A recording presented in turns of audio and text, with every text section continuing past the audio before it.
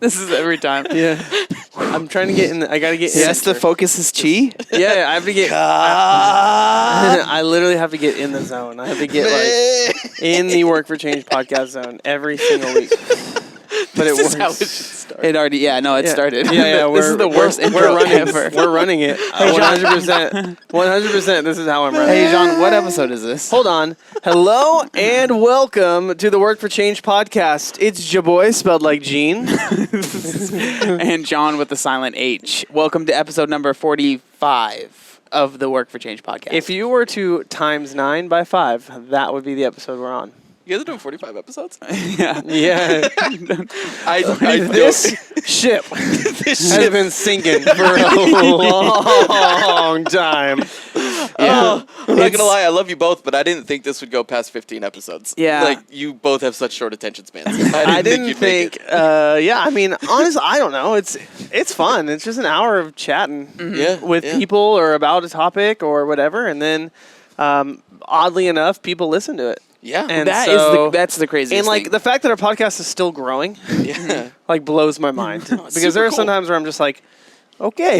Like, see how many people unsubscribe this yeah, exactly. Like, we've got a fan base and this is what we're putting out. Why do you care so much? But like some of my favorite podcasts are the ones where it's like, these are my friends and we're just hanging out, even though I literally don't know them. And every time I DM them, they ignore me and they just don't talk to me. And I keep on like being like, hey, that one time on the podcast 3 years ago when you said this, it was really funny. And all they do is like, literally, if I ever see you, I'm doing a restraining order. And I'm like, you guys are so funny. This banter is great. When they're just liking the messages instead of replying, and then I don't even get that. That's the worst. Oh, When I'm you so get sorry. left on red, or when someone just likes the when you. Well, sometimes I don't know what to say. If they go like if they leave the applaud emoji, then I'm like, Okay. you know what I mean? Cool. Like, Yeah. I think liking when someone DMs you and you like their DM, it's like a way to say, I saw it, swerve, I liked it. yep. But I have nothing to say. There's like, nothing to say there. Yeah, like a lot of times it'll be like, great job. I mean, I guess I could say thank you. Yeah. But how many times do I do thank you exclamation mark? I don't want like it gets the point. It understands that I saw it and I appreciate what you said, which is exactly what thank you means, right? Yep. True. So today on the podcast, if you're not watching this and you're like, who is that extra voice? This is our roommate, Caleb. Yes. Roommate and very good friend. Hi. John and Caleb have been friends for a very, very long time. 13 years. Yeah, it's been a while. I did the math so the other day. When my first job was a little company called C28, and it actually was a little company. There was about 8 stores At their peak. At the peak. At the peak, I think there was 5. No, there was 4. No, 5 when I started because we were store 5. We were store 5, yeah. And we burned bright for a few months. So, like, for a short amount of time. C28 was a Christian edgy retail clothing store. Christian clothes with skulls on it. Yeah, early 2000s, 2000s, right? Yeah. So Early and mid, yeah. It started in 2001. Yeah. I started working there in 2006. And it was like very in your face Christian. It was a niche. It was a niche of a niche of a niche. Because not only was it Christian, it was Christian and edgy. Not only was it Christian and edgy, but it was Christian, edgy, and bold. So you had to be like a bold personality with an edgy style Christian to want to wear those clothes. Yeah. And online, it was crushing it because the Bible Belt. Everyone was like, I've had such a hard life. I just listen to Christian rap and talk about how hard my life is, and C28 gets that. Great, yeah. Now everyone from the Bible Belt has unsubscribed to the podcast. No offense, Texas. But it was, so It's like I always think of, hold on, I always think of, I'm not done yet here. Okay, here we go. He has more You to know say. how, He does, sir. Simple Plan, their music videos, Oh, it would gosh, be like yes. some kid in a 3-story house, some nice neighborhood, talking about how I'm hard, just a kid. how hard life is. Yeah. That's how I kind of imagine the base of C28's. Well, because it was edgy, and when you say edgy, it was like emo almost. Yeah, style. yeah, yeah. Like 100%. very dark. 100%. They had a shirt that was like one of their. Well, I guess it was popular to me because I had it, but it said like King Kong. It wasn't my grandpa. And, Oh god! I forgot about that. That was like shirt. an old shirt. Oh man, I forgot. I got about it that on shirt. sale when I bought it. I think So it was old. I think it was like that was around the end. when C2A opened up a program called Canvas, and people would submit their designs to be printed into shirts. So they got to a point where they weren't even printing their own designs. They were literally like, just give us some designs. They didn't have designs anymore. Do you want to tell us why you told us that whole story, though? There's no reason. Yeah, there's absolutely zero reason. Just to talk about Jean's first job. That's how I started making paper, y'all. Yeah. No, so I was 16 at the time, and when I got a job there, Caleb was working there. True story. And that's how far back this friendship goes. Didn't you become like a store manager before you were 18 years old there? No. Not before I was 18, but I did become a store manager at 18. Oh, okay. And then they closed. Really, 18? Yeah, 18, 19 is when I was a store manager. Dang, that's crazy to think of. And then they closed the store. Yeah. Because in Jean was such a bad manager. No, because when I was So bad at his 18 job. was 2008 when the market crashed. Oh, yeah. And niches upon niches upon niches weren't getting funded anymore. Yeah. That's when all the Christian music labels shut down. Yeah. That's when all the Christian book publishing shut down. That's when all the family Christian stores started closing. And C2A was just another, just lost in that bubble pop. Also, to tell everyone show everyone that Jean pretty much hasn't changed since he was 16. The way he introduced himself to me when he first came in, because I started working before he did, the way he introduced himself to me was, "Hey, my name's Jean. It's spelled like Jean. Oh, my God. But it's French." And I was like, "Oh, okay, cool." I've been saying it for Since he was 16 years. Yeah, or something. since he was forever. Since like I a was born. baby. Since I started realizing that Jean does not spell Jean. It spells Jean. And then on top of that, as he was leaving, because he was already weird enough as it was, but to add to the weirdness, as he was leaving, he was like, "Just remember me, Jean, the French guy with the lazy eye." That's how he... Now, to be fair... That's trademarked now, To right? be fair, I remember it 13 years later, like it was yesterday. Yeah, guys. But I also remember thinking there's no way we hire this strange human being that just walked in, because he seemed like he was on a lot of uppers. he just fisted some Adderall. Just double fisting. And he's like, "Ah!" Yeah. Sorry to anyone listening on headphones for that. No, it was a good time. But anyway, at that time, you were also in high school. And would you say, I don't want to put words in your mouth. Oh, gosh. But would you say that I'm the greatest person in the entire world? No, I'm just kidding. He won it, so that's why. One of. Yes. Would you say high school was like your fitness prime? Yeah. No, I would say my freshman year at college was my fitness prime. Because literally instead of going to class, I just worked out. Okay. But right. I mean, in high school was probably Not when me. I was Not me. What? I Really? skipped No way. gym class and lied about how, I was the guy that it was 4 laps to do a mile, and I would any way I could try and find to do 3 laps is what I would do. Did I ever tell you guys the time that I crapped my pants in PE class? What? No. Oh, well. Wait. Different time. No. We're we putting need a to- pin. We're putting a pin in that. We need to. Well, let's hear your story first. You need to tell us that. I'd rather hear that story. That's way more interesting than what I have to say. No, in high school I was probably in my best cardiovascular shape. Okay. I probably looked the best after my freshman year in college. Well, what did high school look like? Why were you in high such school? good shape? I played varsity football and varsity basketball. Like all The double sport. all 4 years of high school. And prom king, right? Homecoming. Oh, homecoming. Homecoming. Yeah. I went to a Christian school. We didn't Not have prom. prom because Oh. dancing was Satan. But we still had. It still is. It's still 100%. Kids don't dance. It's worse than drugs. See what it did to Chris Brown? Whoa. But we still had a homecoming game. So for whatever reason, we crowned homecoming king and queen. But yeah, so I was homecoming king. I was also in a bunch of different musical. I did everything in high school. High school was great. There's a lot of people who had really bad experiences in high school. I didn't. I loved it. I thought it was awesome.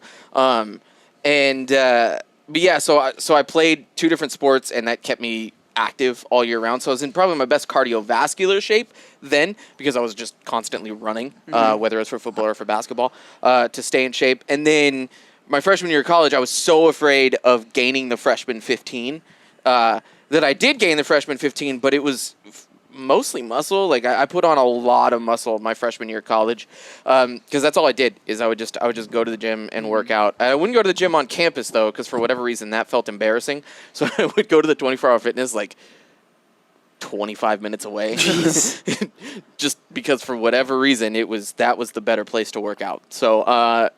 But yeah, that kind of my senior year in high school, my freshman year in college is probably when I was in the best shape of my life. So explain like your fitness journey, like gosh. then.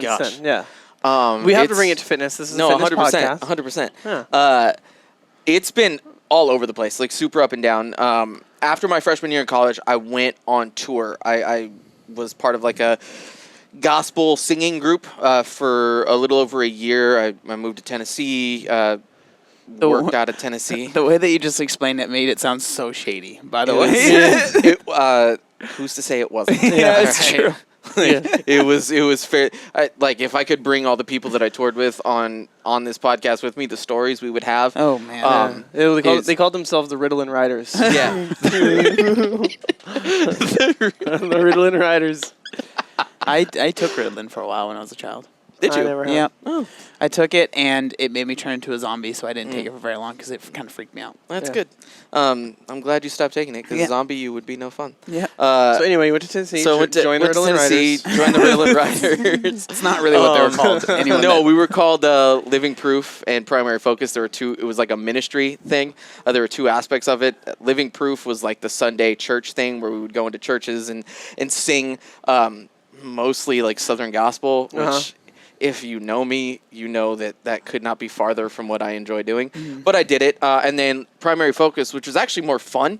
I got more enjoyment out of this as we would go to elementary schools and we would put on like character building assemblies. And most of the time, the elementary schools would have us stay for the whole day and like hang out with the kids. And that was because I'm basically 9. Yeah. Still at 30 years old. I'm basically still 9 years old. And so that That was the is most true, fun. too. 100%. Yeah. With you. 100%. But the amount of Dragon Ball Z we've watched dude, recently. so much. So much Dragon So Ball Z. much. And Dude, Dragon Ball Super. Dragon Yeah. Ball So Z good. was referenced at the beginning of this podcast. I don't know if any of you guys heard that, but I did comment have it. Anyway, but that was super cool, and that was a lot more fun. We got to go into classrooms and play games with the kids, and my favorite part was recess and lunchtime with the kids, because even though public school lunches are terrible, it was still fun to hang out. But while I was on the road, it was tough to stay in shape, just because I had never had to stay in shape while on the road, because who has that experience really? So I gained a lot of weight on the road, and then Did you like notice it? not really, because so what happened was the first like half of the year that I was on the road, I actually lost a lot of weight because I wasn't working out. So I had put on probably a solid 10 to 15 pounds in muscle my freshman year of college. And so that first half of the year was just me losing 10 to 15 pounds of muscle. Because you weren't doing steroids anymore. I wasn't doing steroids, Yeah. and I wasn't working out, but I was still eating and I still, for the first half of the year, I still ate fairly clean because I was worried about it. But then by the second half of the year, because we're on a budget and everything, and Being on the road is rough, man. That's like Yeah. one of the hardest things to stick to. I don't like using the word diet, but stick to like eating correctly, eating right. It's hard because you have to plan a lot for that, and when you're going and stopping, especially when it's like not completely up to where you're stopping at, wherever you stop, it's like your whole focus has to be like, okay, how can I make the best decision? Like it could, if you're only on the road for a little bit, whatever, it's fine. Yeah. Like have fun. But it's like if you're on the road for like you were over a year, it's you have to. Yeah. It's a lot, man. Well, It's hard. and you don't like. The truth is, you never fall into fitness. It's never like an accidental. Like, wow, Yeah. I'm like what I have abs. low body fat. Yeah. Like great muscle. Like you never fall into that. It's always the exact opposite. Yeah. And so, and when we were touring, there was also 7 other people that like I had to contend with as far as, like you said, like eating. I didn't really have any control. So I just kind of lost it. So I gained those 10 to 15 pounds back. But again, it wasn't super noticeable because my clothes still fit mostly the same. I was still wearing mostly the same sizes and everything like that. It was just, I was... Your composition I was, instead of being kind of top upper body heavy, I was lower upper body heavy. Same. So that's kind of what happened. And then from there, I've been up and down, like honestly a lot. I've yo-yoed quite a bit. I've been at my heaviest that I've ever been, I weighed like 250-ish pounds. And at my lightest that I've been since then, I was down at like 188. And I've been everywhere in between. Right now I'm kind of like smack dab in the middle of those two. And so it's been everywhere. Every once in a while I'll just really decide, all right, I'm back at it. Let's go. And then work gets in the way or whatever. And so I'll lose 6 to 10 pounds and be like, sweet, I'm good. And then I have to go on a work trip and I'm gone for 6 weeks. Yeah. It's so it's really tough. But yeah, that's kind of been my journey, just kind of yo-yoing all over the place. So since you're, one of our closest friends, we get to ask you questions that we probably wouldn't ask other people. Dope. Super excited. Super fun. Yeah. Super fun for you. Yeah, super fun for you. I love answering This questions. is actually an intervention, Caleb. No, not at all. You need to cut out the fried foods. Yeah, that means I would have to do that too.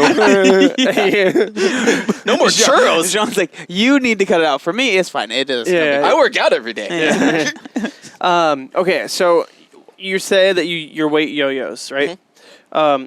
I know that when you're at the bottom of your yo-yo, like when you're, I don't know, however that analogy works, when you are at your heavier weights, when you are not working out, when you're not doing all that, what is your mind like? What is your mind telling you? Because the frustrating thing is that you have the knowledge. Right. So absolutely. You have the knowledge, and unfortunately, knowledge is only about 20% of actual knowing knowing what you need to do is a huge portion of it, but it is not nearly as impactful as doing it. No matter how much you know, it's not that. Again, it's not like you fall into it. Exactly. You see the coaches for the NFL, they know a lot about how to hit or how to whatever, but it's they look like they haven't worked out in 20 years because they probably haven't, right? Yeah, it's. So, what is your mindset like when you're on those rebounds? You know what I mean? You know what I'm saying? No, I get you. Knowing everything you know. There's a lot in there. There's a lot going on in my brain, guys. I'm super smart. I'm not. I don't know what that's like. I'm not. There's a lot of things happening. The first part is frustration. I'm super frustrated. Right now, I just started working out again. Literally 3 days. Yeah, 2 days ago. 2 days ago. Yeah. 2 days ago. I just started really trying. Well, technically, if we count the bachelor party, is 4 days ago. It's my bachelor party, so I made Caleb do CrossFit. He made 7,000 feet. He made him do CrossFit. He threw up 3 times. Paddleboarding. He threw up 3 times in the workout. Oh my gosh! And we were at then 7,000 feet. and then the very next day. We go paddleboarding, which is for an hour and a half. Yeah. Just out in the sun. And it was funny against the waves. Poor Kay was like, I'm so sore. And all of us were like, we're fine. He's just just looking at me like, what's wrong with you? Why are you the way that you are? What's going on? But the beauty about Caleb's personality is that he's down for anything. Yeah. So it's truly me and Caleb are very different. He is 100% down to do anything. For everyone who knows, I have to bring up the Enneagram at least once an episode. Yeah. John David Sponsored. John David is an Enneagram 6. Caleb is an Enneagram 7. Very, very short description. Everyone who knows what that means is oh, okay. Yep. John David's basically is this safe? Is this good? Is this okay? Okay, then I'll do it. Caleb is that sounds fun. Yeah, pretty much. Whatever it is. That sounds fun. There isn't a thought process. Oh, that's different. Okay. I know this sounds terrible, but this podcast was just going to be me and John, and then we literally ran into Caleb. We were not together. We ran into him at guess where? Chipotle. Yeah. And we were like, hey, do you want to be on the podcast? He said, yeah, okay. And then we drove him here and forced him to be on the podcast. I was on my way to Target to go go pick up house essentials, and this sounded more fun. And we were like, no, you can't do that. Yeah. But so I think it is interesting talking about the weekend, the bachelor party weekend. Do you think that weekend maybe sparked something in you that you're like, I need to figure something out? Yes. My third trip to the bathroom to release the Pressure. toxins, release the contents of my bowels. Oh God! You're welcome for the visual That workout podcast messed audience. you up. Dude, Both sides. we were at 7,000 feet first of all, so it was already like the house we were staying in, the Airbnb we were staying in had stairs that were fairly steep, and it was already tough to walk up those. Like I was having a hard time with those I'll give you stairs. that. they were gnarly. I would like forget something upstairs and like walk up and down and be like, No, there were times when I forgot my phone upstairs before we left somewhere. I forgot my phone, and I went, you know what? Not that big of a deal. It's fine. Everyone else has a phone. If we get stuck somewhere, we're good. I don't need my phone. Why do I need this? Like, Forcing yourself to no phone because it's upstairs. like I almost, if Mike hadn't brought my my razor down from like when we were leaving that night, if Mike hadn't brought it downstairs, I was considering leaving it and just buying a new razor. It's gone forever. I can't. Like, It's all the you know way what? It's up upstairs. the stair. I It's can't. not happening. Like, and that was after the CrossFit and after the paddleboarding, and I couldn't move anyway. Yeah. But yeah, it did. It's one of those things where every once in a while, you know, you have those moments that just kind of slap you in the face and go, "Hey, you are severely out of shape." And like I would get slapped with that realization every year during two-a-days. It would be like, oh crap, it's time to start really taking it seriously. Yeah. Because I would stay in fairly good shape, but not like football shape. And so it was the same kind of concept where like I said, my third trip to go to the to go throw up during that workout, partially because I don't know how to pace anything. I was like, dude, this is not the way to live. Like this is in my everyday life, this doesn't affect me all that much, but like it really showed me like, oh, you should definitely do something about this. Like, yeah. So people who listened to our podcast last week know about the drive home from hell. Lee, I love you. Are you sure that wasn't part of it? Yeah, I know. Where you're like, I don't my want to die gosh. like this. Honestly, no. Because if anything, my layers of chub were going to keep me a little safer than you guys. It's true. Well, the loose skin might help you a little bit. Yeah. What were we talking about? We were saying so like if Johnny were to go skydiving, He wouldn't even need a squirrel suit. he would jump out and you would just hear. You would just hear. They're not sweaty all the time. They're not slimy, okay? Okay, so you just hear. You're just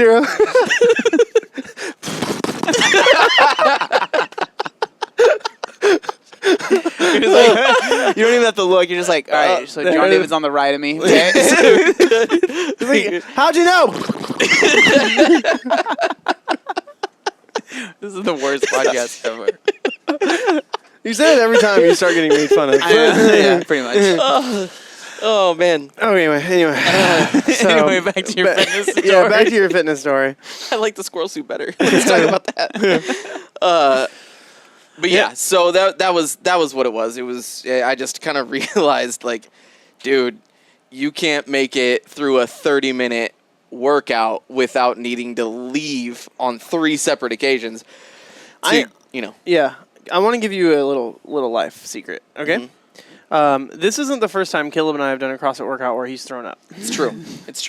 I'm terrible at pacing. We were in Costa Mesa working out at CrossFit Chalk at Ryan Fisher's gym. And part of the workout was assault bike and rowing. And so I go on the assault bike, and I'm like, let me just see how fast I can bust out. It was like 15 calories. Like, it wasn't anything big. And I was like, I have two people to rest through. So I go, and I on the assault bike. And then Caleb sees that as an example of what you do on the assault bike. And so then he goes, and then like 5 minutes into or like 10 minutes into the workout, Caleb's like, hey, I'm going to go puke real quick. I just goes to the bathroom, throws up, and then comes back out and finishes the workout. But there's only a couple minutes left. With partner workouts specifically, because the workout we were doing in Costa Mesa and the workout we did up in Big Bear, they were partner workouts. Because I've done CrossFit individually before and done individual workouts, and I'm totally fine. I can pace myself fine. But my big hang-up when I'm doing partner workouts is I don't want to be the reason everybody else has to slow down. Yeah. So I just go... All right, guess this is gonna hurt. Yeah. This is my funeral. Like Yeah. this is it's like I do what Matt Fraser did at the games where I just kind of go, I'm gonna go at a pace that scares me and see how long I can keep it up, you know. But you're not Matt Fraser. But I'm also like just a little bit off from Matt Fraser, but like there's a slight gap. Yeah. So I do that and it just ends up hurting. It reminds me of the workout with Vellner when it's the assault bike and then the banger. And, no, I was the first one off. Yeah, he's like bike. I'm going, and then I get off the bike and I look to my left and there's no one off, and I look to my right and there's no one off, and I realize I'm that guy. I made a mistake. Made a mistake. Okay, so I want to talk about your diet. Yes. Before that, Horrible. because we both have been getting made fun of by him, I need you to tell your story about you pooping your pants. Yes. Let's hear it. You big dumb dummy. This whole podcast was a way for Jean to make fun of us, and I us would not, never do anything to ruin our friendship like poop in my pants. Well, I ruined my friendship. Clearly. It was in junior high. It was mile day, and the freaking coach, I'm pretty sure it was Coach Toretto, so if you're listening, Coach Toretto. this is what I made it, bro. This is what you've done to me. So I started on a mile, and it's kind of like when you went on that one run. Like immediately you're like, ooh, oh, this isn't good. Yep. And it's like, and I'm like, oh no. And so then like after the first lap, I go to the coach. I'm like, hey, I gotta go to the bathroom. He's like, that's nice. Finish the mile first. And I was like, this isn't gonna work. To be fair, right, junior high coaches probably deal with. They definitely dealt with me making up excuses. There was literally. I don't want to take your story. In but junior high, I would have believed that you had to poop during the mile, though. Like, I would 100% believed it. he's probably eaten a lot of Like, food. Big boy. this dude's eating 3 But burritos today. so to be fair to him, he's probably hurt. But at the same time, you really had to go. And Yeah. I was like, I was fit until I graduated high school. it's not like- I was like a small kid. you were- pretty much. Yeah. You were kid fit. I was You were like you're just a kid. You were irritatingly yoked in high school. Well, like, I remember. I did weight training for 4 years. I know, but I still remember like the first time this is gonna sound weird, but the first time you ever came over to my house and like went to the pool, when you took off your shirt, I went, whoa, because I was in good shape in high school, but then you took off your shirt and there were abs and had the V cut and everything. I was like, this dude's a man. Like this guy isn't a kid. Yeah, it was also- irritating. Yeah, the freaking back hair helps down. Freaking hairy as crap. This dude's a werewolf. What's Yeah, happening? exactly. Like, is there a full moon going on? I'm just like, oh. I'm literally, it's frustrating because I'm glad, I mean, I have a little bit of back hair, but I'm Yeah. glad I'm not like you. But at the same time, it's like frustrating. I can't grow a beard at all. Yeah. People Yeah. are always like, bro, you look so good with a beard. I'm like, I'm sure I would, but I Yeah. cannot grow one. If I try, Well, if I I try have- and grow stuff, I look like I'm just dirty. I'm Yeah, like, just well, dirt all over I my have face. all the benefits of growing back hair and chest hair and whatever, but my beard doesn't connect, and so Yeah. it's like I don't. If I was hairy and my beard connected, it would be fine. Like Yeah. I'd be like, whatever, it comes with it. Yeah. But I have all the negatives without any of the positives on my face. Yeah, And 'cause you have, like, it doesn't It here. doesn't connect here and it doesn't connect on the sides. It's just I this feel like you. little The chin. French I stash. I feel your pain. Yeah. Mine doesn't even connect here. Yeah, it's like Alright? it's like a dirty Robespierre or something. You should grow out your mustache. So anyway, so you can do pooped the your twist. pants in junior high. Yeah. So- yeah, stop trying to change Anyway, something, like a John. quarter mile in, I tell the coach, and he's like, I'm sorry, you have to finish the mile. And I'm like, is that how this is going to go? So I probably run the fastest mile of my life. You know what I mean? I'm just like, oh my gosh. That was Sean's first 4-minute mile. Yeah.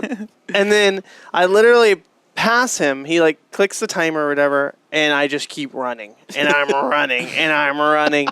And then there's this bar that like protected the grassy area in the middle of the school, and I just hopped over it because it was quicker to the bathroom. And then I'm running, and it's just like, and then I didn't make it in, and it was not pleasant. Not gonna lie, I'm surprised that story didn't end with you catching yourself on that bar. 'Cause that's what would usually right. happen Yeah, to catching you. on the bar and then just releasing while I'm laying on the ground in pain. Just crying. Oh no! You keep that kid for all of junior high. For the rest of That's your Sean. life. That's pooped his pants for. Pooped his pants in a puddle of tears. I'm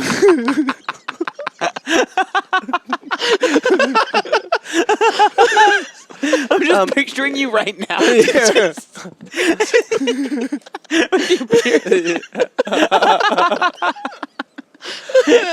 It's so like walking into the kitchen. anyway, I'm like, I go to the nurse's room. Obviously, that's where you go. Of course. After I try to clean myself up a little bit. Of course. And I'm like, I have to go home. And she's like, what? I'm like, I have to go home. She's like, you can't just go home. And I'm like, give me the phone.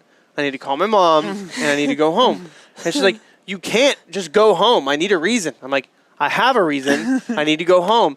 And after she like bugs me a couple times, I like close her office door. And I'm like, I pooped my pants. And then she immediately goes, oh. And I give me the phone. I Get outta see. here. Yeah.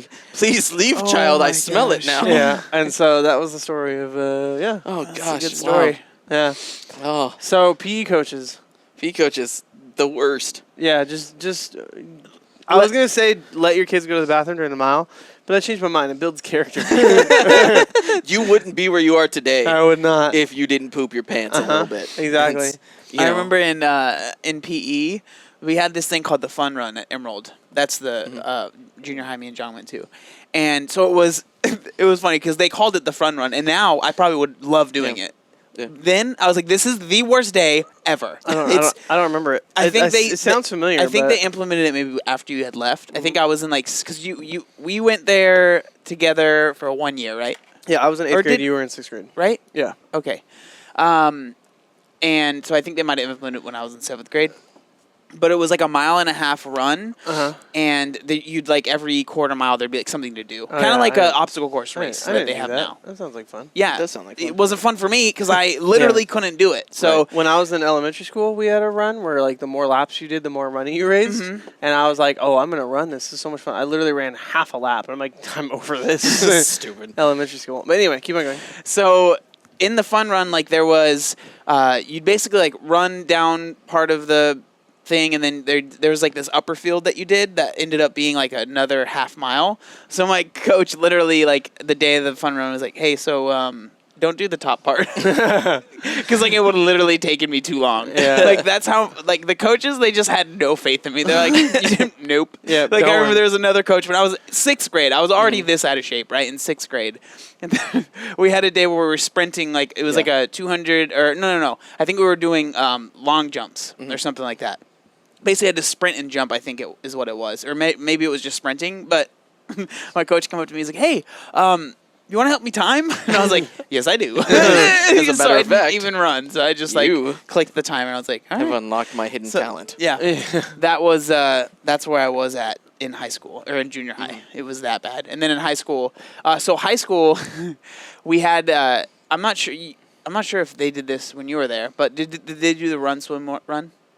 Yeah, they did. I was So- pretty good at swimming though. So like, swimming I was never- good at swimming. Yeah. I floated. Like literally, I floated. Like so, it was crazy because like you had to take obviously PE in 9th grade. You had to take regular physical education in 9th grade, and there was a whole block because there's when we went to Elko High, it was a trimester system. So there was like 3 different trimesters, and so the first trimester was swim, and so Yeah, that was fun. I swam every day. I wore it was so gross. I wore a t-shirt and shorts every time. But I want to take them home every day. And so, like, my shirt, sometimes I'd leave it in the locker, and then I'd put it, so bad. It So was gross. just be wet. It would still? be rusty Oh yeah. from the loss. It was so gross. But that's gross. but I was in the second lane. So, like, the first lane was a fast swimmer. So, and there was a lot of kids that couldn't swim yet or whatever. And, like, we would do drills where you had to, like, I remember, like, there'd be drills where you'd, like, kick your legs so you could, like, stay at the top of the water. And I'd be like, why do you have to kick your legs? Because I literally would float. Now I just sink straight to the bottom. But but there was a swim run where you'd run I forget what it was, maybe like half a mile. You swim and then you'd run again. And I remember, so we did the run. For me, it was walk most of it, and then the swim. And then when I was doing the second part of the run, because at the time they didn't have sizes that fit me in the regular gym clothes, but for some reason the football ones did. So I had like football gym clothes on. So it like made me look. It looked like I was a football player. So like there was like a group of girls, and like one of the girls was like, "Do you play football?" And I was just like, "No, but I support them." Oh. And the girl was like, "I've always wanted to date a football supporter." But like she was lying, and I was just like, "Screw Just kept walking away from him. That's my story. Wow. I just thought it was interesting. That's okay. So sad. Yeah, it was sad. So let's go back to you and get the conversation off of me. So diet wise, Yes. because you, like Jean was saying, you have the knowledge, and we kind of talked about that in terms of fitness. But I know that diet is by far more important than what you're doing in the gym. So what starts happening when you feel like you're kind of like going off the rails, or you're just kind of like, I don't care anymore? Yeah, it's pretty much it. When I'm on the downturn of things. So I talked about how I'm frustrated because I do have the knowledge, right? But then there's also this weird part of me, this like different part of me. Put that mic a little bit closer to your mouth. Mm-hmm. There you go. My bad. Yeah. The trajectory towards your mouth. So Sorry. There it is. There it is. Cool. Great. Yeah. All right. So I talked about I get frustrated because I have the knowledge, and then there's this other part of me that's just like, but screw it, like that's same. Literally, it's this weird like I don't know. Growing up, I genuinely, as bad as this may sound and as kind of as detrimental as this has been to me at some points in my life, I genuinely don't care what anyone else thinks of me. Like, but the only opinion about myself that matters is my own opinion. I think that's a good thing. I don't think it's a bad thing. It's worked in my detriment on a few occasions. Because it's led me to say some things or do some things that are regrettable. Mm-hmm. And I hurt some people along the way. But with all that said, so there's the part of me that gets frustrated because I know, and there's the other part of me that's just like, but screw it, who cares? Like, as long as I'm happy, whatever, And so I've got this weird kind of dichotomy happening, this war going on in my head where I'm like, dude, you need to get better. You need to eat cleaner. You need to, watch your calorie intake or whatever. And then there's the other side of me that's like, yeah, but who am I doing it for? Yeah. Right? Because I love me, right? I love me some me. I think I'm awesome. Mm-hmm. Even if I am out of shape or whatever. But then the other part of me is like, yeah, but you're going to be able to love yourself a lot less if you continue to do this because you're going to die. Yeah. Right? And so there's like this battle going on in my head where I'm like, I don't care, but I do. And so it's like finding that middle ground of like, I'm not doing this because I want to look a certain way or be a certain way for other people or because I want other people to like me more or whatever. But I also want to live longer and I want to be around because as much as I don't care about other people's opinions of me, I do have people that I really love and I really care about, and I want to be around for those people. To me, it sounds a lot like the discipline equals freedom idea of like, you are restraining yourself from doing eating whatever you want, but by doing that and by having some restraint, it is giving you freedom to then later whatever. Right. You know what I mean? Like to later not vomit in workouts. Yeah, exactly. Yeah. Well, it's again, it reminds me of the whole like I was talking to a guy and his name's Mike Gorman on my channel on the new series. And he was talking about how he was kind of like at this crossroads of where he was very, very large, right? 500 plus pounds. Right. And he was struggling with being like, okay, I'm like that fat guy that's like, I'm happy being fat. And like, he was like part of like the Health at Every Size. Like he was really like, I love me. That's all that matters. Right. But it's like you end up getting at this crossroads of, okay, I can either say, I love my size and I'm just going to continue being the size no matter what, or I love myself and I'm going to make changes because I want to be around longer. Yeah. There's a huge thing in the Health at Every Size that like any sort of weight loss or trying to like look different or better your health is like because you hate yourself. Yeah. And I mean obviously there's going to be people that feel that way and maybe do things, and usually the things they do are very detrimental and not healthy, right? To make some changes to their body. But it's like for most people, when you want to see lifelong change and change that you think is going to last for a long time, it's coming from a place of self-love like for you. And it's just interesting that for you that moment was during a workout, because like the thing that's crazy is because your size isn't like stopping you from being able to do everyday activities, right? So it's that isn't going to be the catalyst for you, right? It's not going to be like, oh, I went to sit at this restaurant, I couldn't fit in the booth, right? You're not there. Right.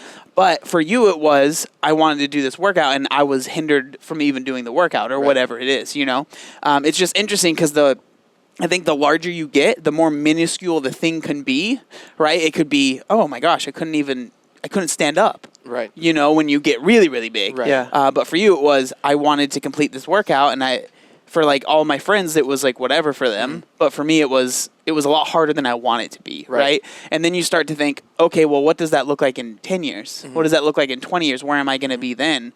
And then you can be like, I need to make some changes, you know? And it's not because I want to prove to Jean that I'm fit, or I want to, show this girl that I deserve her. It's like, no, this is something I feel like I should do, you know?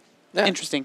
No, and I think it's in that whole like health at every size movement and everything, and like I think the heart of it is good. I think for the most part, Absolutely. like I think that the acceptance of like, hey, you are beautiful, you should be accepted, you should be loved, you're not less than, you are worthy of everything. Like that's all good and that's all healthy. That's stuff that we should accept and celebrate. Like, hey, no matter what you look like, who you are, like on Jean's Instagram story earlier today, you know, like no matter your sexuality, your race, your weight, fitness level, whatever, like you are accepted, you are loved, you are cherished, you are worthy of being being a human. Yeah. Exactly. And being treated as such. That's all great, but to, you know, and you've said this a ton, to try to claim that it's just as healthy to be morbidly obese or even overweight like I am as it is to be what you guys are, it's fairly ridiculous and a little bit asinine. Mm-hmm. And it takes away from what you were saying, I think, because then it's like, okay, well, instead of just wanting to be accepted for a human, which I agree, everyone should be, it's like now you want to be accepted as a fit human or as someone that's healthy. It's like you're pushing it too far to where now it's like there's going to be people that are pushing back, like me and other people, because it's like, again, I agree with most of it, and I think the vast majority of people that are in the movement have good intentions and are, they just want to be treated correctly. They want to be, showed respect 100%. But it's when you start going further that it's like it's hard for people to kind of maybe get behind that, you know?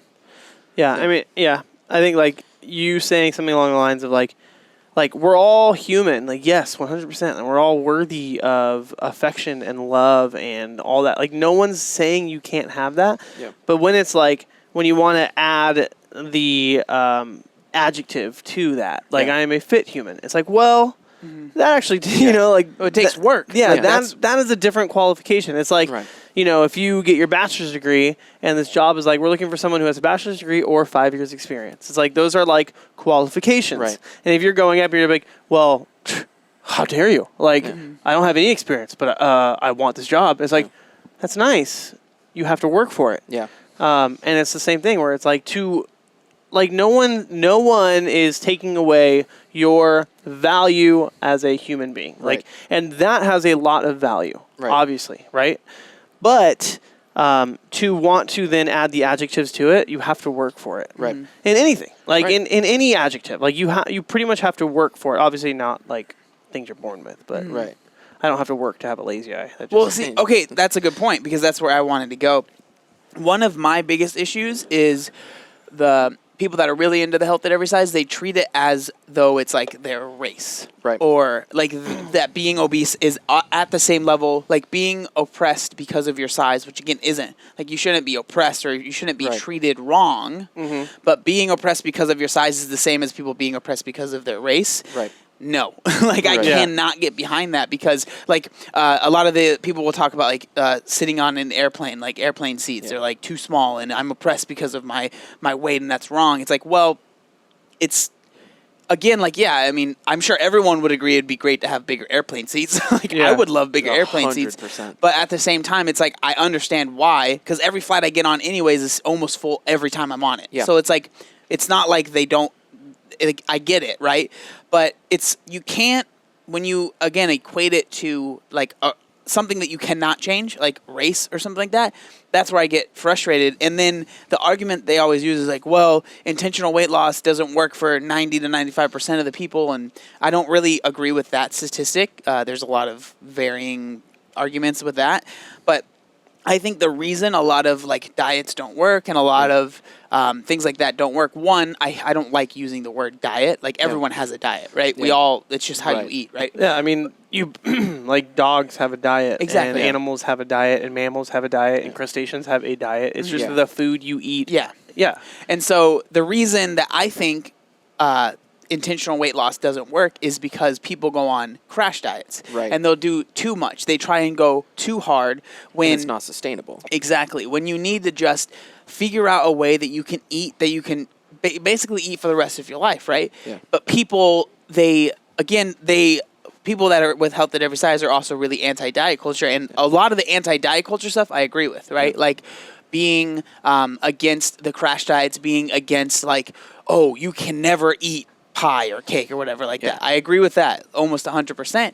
But again, it's like, it's because the pendulum swung so much with like fitness, diet culture stuff that now it's like swinging the complete opposite way, where it like in the middle is where we need to kind of focus. And I think a lot of times people in general conflate inconvenience with oppression, right? Like there's a massive difference. When I was at my absolute heaviest and I would try to ride a plane, it wasn't impossible for me to have just one seat, but it was fairly inconvenient, right? It was really inconvenient. Make sure you get like an aisle seat. Yeah, and like even now, still makes it right. Like absolutely. No, I like windows. But even now, like with the weight I am now, it's a little bit more difficult for me to find clothing. It's and with people who are severely overweight or morbidly obese or whatever, like it's harder to find things. Oh yeah. But inconvenience is not oppression, right? Oppression is being enslaved because you have a different different skin color. Oppression is being killed because you happen to love someone of the same gender. Yeah. Like that's oppression, right? Oppression is systematic and it is dangerous and is deadly. Not being able to find clothes always in your size that you like, or not being able to fit on a seat, that's inconvenient, but it's not life-threatening. Your life isn't going to be drastically altered because you can't find a shirt in a certain size. So inconvenience is not oppression. And I think the biggest thing that as a culture, just in general, that needs to like be watched a little bit is conflating those two because they're not the same. Yeah, absolutely. And I think that's like the argument that I always try and make is it's not right to the people that are truly oppressed to you to like, because a lot of times like when people are oppressed, right, in air quotes or whatever, they try and attach themselves to any group that is oppressed, right? Like they'll attach themselves to LGBTQ, they'll attach themselves to race stuff, they'll attach themselves to all these things because they're trying to gain allies. And I think that it really is a slap in the face of the people that truly are oppressed when you're saying my size that, let's be real, for most people, right, there are obviously diseases and things that cause you to gain weight, but for most people is a reflection on how you're treating your body, right? Right. Is the same as this person that was born this color or born with this sexual orientation. I mean, I don't see how people... I truly don't understand how there's not more people like upset about it. Yeah. To be honest, but I think the reason is because people are afraid to really voice their opinions about this stuff because, like, you guys have seen how it's affected me, right? With the amount of like, quote unquote, hate or just people that are super upset with me because I'm like, no, I don't agree with that. Yeah. And not that I hate anybody that's overweight or anything like that, but it's like, no, I don't agree with the points that they're making. Right. You know? My brain is like wrapping around this I know, subject. I can see it in your eyes. Yeah. No, it's just because I'm lazy. No, I wrote down your quote. People conflate inconvenience as oppression. I just liked it. But like, so when we bear with me for this example, and then you'll understand the point. Oh gosh, like here we go. when we think of a table, we think of a flat surface with 4 legs. That's pretty standard. Right. When we think of a human, we think of a humanoid with 2 arms, 2 legs, and a head, right? So we don't get mad when, we have T-shirts that have 2 arm holes and 1 head hole because, like, that's what humans have, right? And we understand that if you have a 3rd arm or 1 arm, unfortunately, like, things aren't designed for that, Right. Because there's a structure and there's a mode, Right. Is there a point where we can say, like, the human being is kind of designed to be a certain size. And I don't mean, 5'9" and 180 pounds, but like a healthy range where it's like where we've looked at humans for the past 5,000 years, 6,000 years, and this is the pretty average size of like a human amongst races, amongst cultures, amongst time frames.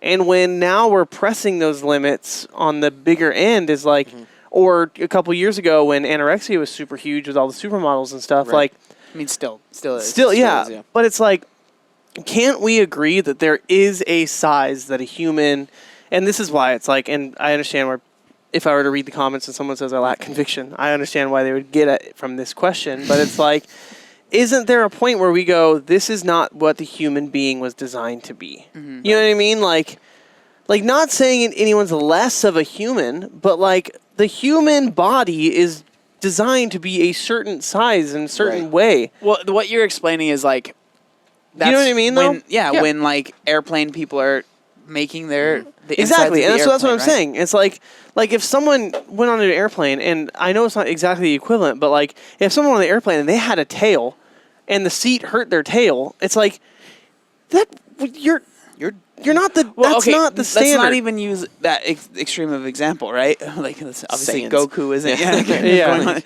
But like if you're 7 foot tall, airplanes are not going to be comfortable for you. If you're over 6'1", airplanes aren't comfortable for you. Because that's not. So is hitting your head on a door oppression? No. I don't think so. Yeah, it's inconvenient. Yeah, but like it'd be annoying for sure. Yeah. Exactly. But it's like but again, that's something that person was born with. Like if that person, they couldn't decide, you know what, I'm going to start getting myself together and in 1 year I'm going to be 5 inches shorter. Like they can't decide that. Or the opposite, right? They weren't like, I'm going to work really, or not work really hard. I'm just going to let myself become 7 feet. Like, no, they were just born that way, right? They didn't eat their way to 7 feet exactly. tall. And they have nothing, there's nothing they can do Yeah. to just have this. I mean, I guess you could get some sort of crazy surgery, but for the most part, there's nothing that they can do to be like, I'm going to be 6 foot now. Yeah. That's just not how it's going to work. So that's why it's frustrating to me when who was that basketball player who's really short but like crushed it? He's like a point guard. There's like Muggsy Bogues, there's Isaiah Thomas. Yeah. There's so like Spud it just goes to show Nate like Robinson. hard work can overcome seemingly like a detriment, a seemingly whatever. But even at the same on the same seemingly detrimental. Yeah. at the same on the same vein though, it's understandable if you're 4'10", like you're probably not meant to be an NBA player. Right. Is that discrimination on you? It's like no, it's just the game is for people that are taller. It's just how it is, Like, right? yeah, Maybe you could be a jockey. Like if I tried to be a jockey in like the Kentucky Derby, I'd be too heavy and the horse would not be as fast. Like that's just how it is, right? Right. And I get that we're talking about these like specific sports and what people with health at every size are talking about like general things. But again, I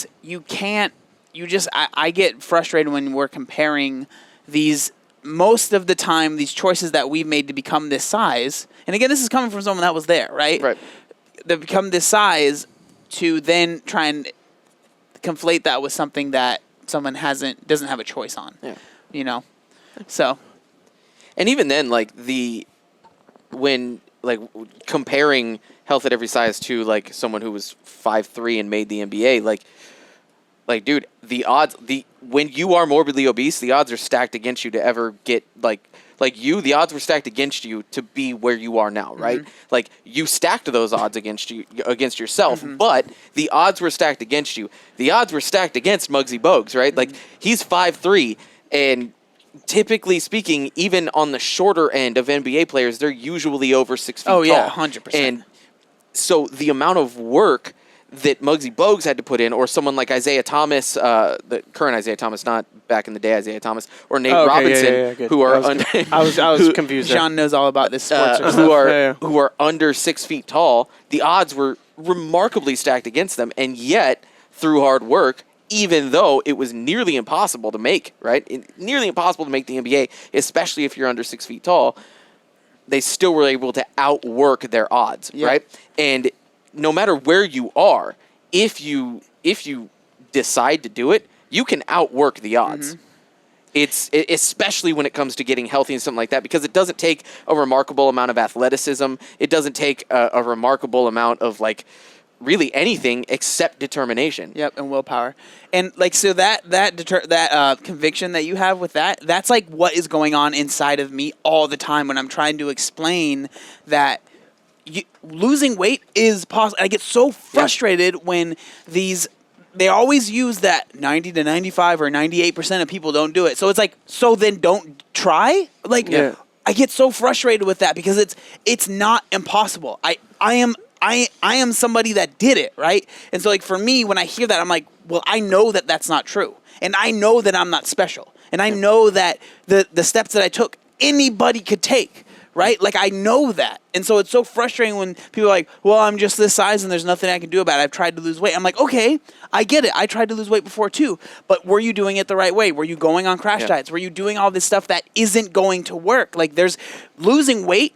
There's so many things that you can do, right? But there's a way that you can do it that I think is the correct way or that will work for most people. And going on crash diets and like eating nothing and over-exercising is not the way to do it, but that's the way that we've been marketed to. That's the way that people think that any weight loss, that's what you're doing. And like now there's a big thing of like basically any weight loss is unhealthy and that's an eating disorder. Like there's posts that say that. Weight loss, losing weight is an eating disorder. And I'm just like, no, it's not. Not always. Like it can be. Of course it can be, but you can't make that blanket statement that everyone that's lost weight has this eating disorder. It's so frustrating to me. I find it so interesting because you're so engrossed in this world that I literally don't encounter at all. It's not even like my explore section on Instagram, nothing. Like it doesn't explore that. So when I hear like claims like that, and it's just like, who are you talking to? Like, it sounds like I'm making it up, right? But yeah, but it's also like, are you posting that to get the approval of the other people, or you're posting that because you actually are trying to help people and you think that this is the way you're going to help people? Like, who are you talking to when you're making these posts? Because it's not like, I don't know. Maybe it's people who are on the edge and they are looking up weight loss stuff, and that's why it's like showing up in the explore section. So you know?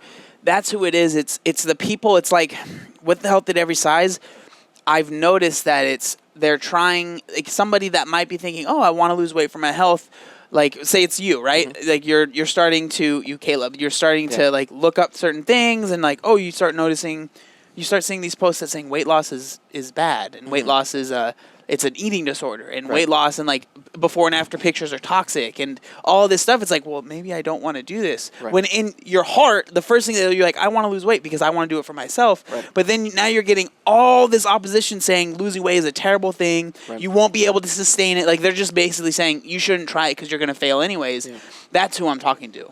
Yeah. You know, that's the person that I'm talking to. And then, you know, let's be real. Like I like to rustle feathers and it's fun, you know, but it's like, but at the same time, I'm sharing it with the people that like you that are following me that might not even know it exists is like, this is happening. And people think that I might be making stuff up. I'm like, I am only ever reacting to things I've seen. You know, and like, and again, it's obviously the more extreme. And like I said at the beginning, I think most people have a good heart and they're not doing that, but it's like there's these lieutenants at the top that are like so over the top and like so ridiculous that it's I can't just let them like stomp around and like be, you know, they love comparing everyone to Hitler and stuff like that, you know what I mean? And just like overtake all these little countries around them. It's like, no, I'm going to fight back. And so like that's kind of how I feel about it. So yeah. Yeah, I think like I kind of imagine you know, I don't want to say you know, but like let's imagine you're in a cult. Okay. Sure. Yeah. You know those cults you know the cults you guys have all been in. Everybody's experienced that. And they have like these things where it's like we do CrossFit, so yeah, but like you can't. Are you vegan too? You can't. You know, you have to give all your money to this organization, and then we'll distribute it accordingly. Okay. Scientology. What? Communism. Yeah. The cult of communism. Scientology. Yeah. I got an ad for them on YouTube. It was very weird. Of course, they have a Scientology network. Yes, they do. Yeah, sorry, I was whole just TV network. Yeah, it was very strange. So you know, you start to think like, you know, maybe at one point you're like, is this really the best thing to be doing? You know, with my money, and then so you start searching, and like, the first thing you get is this loud like, it's good. Keep on doing it. And you're like, oh, okay, I guess I should keep on doing it. But then when you finally like break free, if you will, and you look back and you kind of go like, nope, that was manipulation. Yeah. Like that was 100% manipulation. Yep. That's kind of how I'm comparing him to a cult. That's like kind of how I imagine this whole like You're spot on. Like you're spot on. Like when you're part of us, you're welcome. You belong. You are one. And as soon as you start questioning it, they get louder because they can't lose you. They need their support. But then once you're finally on the other side and you realize like, no, health is health. It's not like health at every size. It's like health is health. Yeah. And I'm going to pursue that for me. Like your health is not the fitness trainer's health, but health is health for you. Right. If that makes sense at all. But then you look back and you go, oh, that was. Well, and the funny thing is, like, you're spot on. Funny thing is, the reason they get louder is because they don't have anything to really back them up, right? Yeah. Like that's something that I've noticed a lot, just in general. Like for whatever reason, people think that if you yell, you win the argument. Like, which has always been so dumb to me. Yeah. Like the louder I get, the more you're gonna listen, even if nothing I'm saying makes any sense whatsoever. It happens on like news shows and all that other crap all the time. And so it's like the reason you have to get louder, and it's one of those things where if you're in this situation, whatever situation you're in, if you're in a situation and you start to question it, if the only response is ever no, don't, and they just yell and they get louder, as opposed to being like. As opposed to welcoming questions and going, well, here's the answer. Here's why I believe this. If they just get louder, no matter what your situation is, if they just get louder, they probably don't have anything to back them up, and you should probably get out of that situation. Yeah. Well, it just reminds me, there's been a lot of conversations that I know Johnny has had and other people have experienced where they're like, no, I'm sorry, I don't want to have this conversation with you. Like, you know, gosh, like that's so frustrating.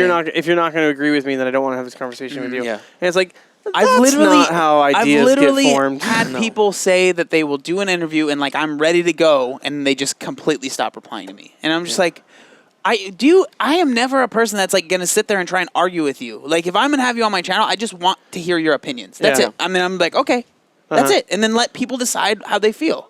But the way that you were explaining that is exactly what it is, the cult thing. Not saying that it is a cult, but the way that people are treated when they leave, right? So I get messages, honestly, almost daily now of people saying, I used to be a part of it, and then I started working on my fitness or working on myself, and then I was excommunicated, right? Yeah. Like I was treated like a terrible person because of that I wanted to work on my health. It brings up a point that, so Tess Holliday is a huge like influencer in that market space, I guess you could call it, right? Yeah. Health at every size.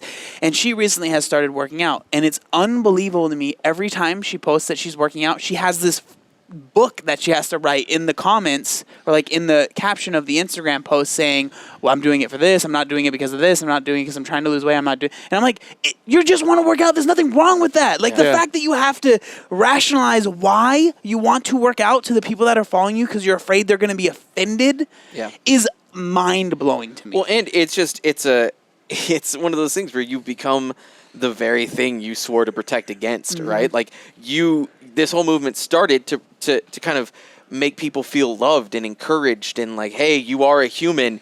And then as soon as someone leaves the movement, you start treating them as subhuman. Yep. And you're like, dude, 100%. Hold on.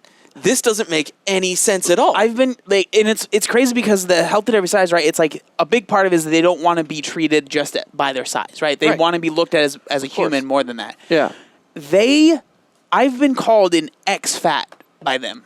Yep. So completely, like, my whole identity is the fact that I used to be fat and now I'm not. That's it. You're now a one chin. You only have one. Well, it's crazy because then they even have their own, like, there's like small fat, medium fat, super fat, and then infinite fat. These are terms they created to be able, because the whole point was if you are a medium fat, you can't sit there and say you know what it's like to be super fat or infinite fat. And if you're an infinite fat, basically you are the all-knowing seer of everything, apparently, because you've been the most suppressed. Experienced all it's crazy because it's like, I never even, like, when I was overweight or obese, I never even thought about that stuff. You know what I mean? Like, it's just, there's so much contradiction that happens. And then the thing that I think explains how ridiculous it is like, anybody you talk to about it, they have a different definition of what health at every size is. They, like, So there's no congruency with the whole movement. Everyone has their own thoughts, which is fine, but it's like then they umbrella it under this term,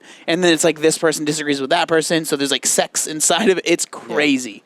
I have classifications too. Oh, okay, here we go. One of them is called pre-diabetic, and the other one is called diabetic. No, it's not okay because Sam, come get your man. I was gonna say, come get your man, Sam. Your fiance is diabetic. What is wrong with you? How dare you? Type 1 diabetic. Yeah. But, how dare you? But it's crazy. Like again, and if you don't, again, like health is subjective, kind of, right? Like if you want to, if you want to, what's the definition of health? Everyone's gonna have a different definition there, but like they like to use the lab work. Oh, my lab work says I wasn't pre-diabetic, right? Had my blood pressure was fine. Okay, that's fine. But how do your knees feel? How are your knees gonna feel if you stay 400 pounds when you're 50 years old? Right. One, will you be alive still? Mm-hmm. You know, and two, okay, how mobile are you gonna be then? Right. How is your body going to feel? How's your back going to feel? Are you going to be able to get up and it not literally take every ounce of strength that you have? So health, yeah, we can talk about that stuff like diabetes and heart disease and getting strokes and heart attacks. Okay, that's fine. But then let's talk about health as far as your mobility. Are you able to move throughout life without pain, constant pain? Yeah, I don't know. You know? You brought up once, like, you don't see elderly, morbidly obese people. Right. And it's like, yeah, that's true. That's true. Yeah. You know, it's crazy. Yeah.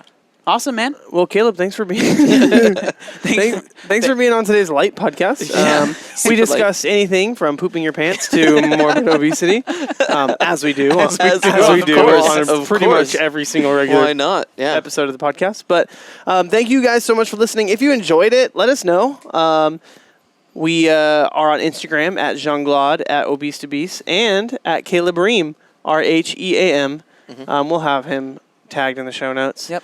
But yeah, so good, fun time. Thanks, Caleb, again for being on today's episode. Yeah, you're welcome. And we'll catch you next week. Peace. Peace. Peace.